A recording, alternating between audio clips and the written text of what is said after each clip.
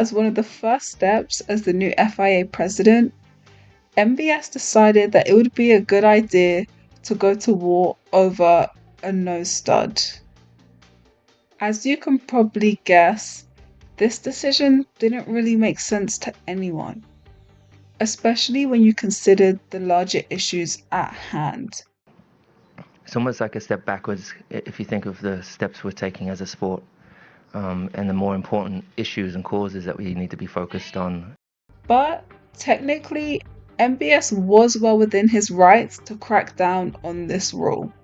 Appendix L of the International Sporting Code governs the driver's jewellery, and it states, the wearing of any type of jewellery, such as but not limited to neck chains, bracelets, or watches, is prohibited during the competition. Although the purpose of the rule was for safety, it felt like MBS was instead using this to assert his own power over the sport as an individual, and that last point would be key. This uncertainty behind the FIA president's true intentions would become a common sentiment that would define his time in his new role.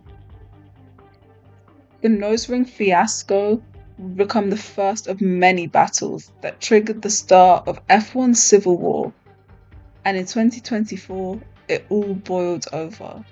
On the 7th of November 2024, this statement was released by all 20 of the drivers, and it was a key moment in the internal power struggle that has been developing behind the scenes. It's not often that you'll see every driver unite over one topic.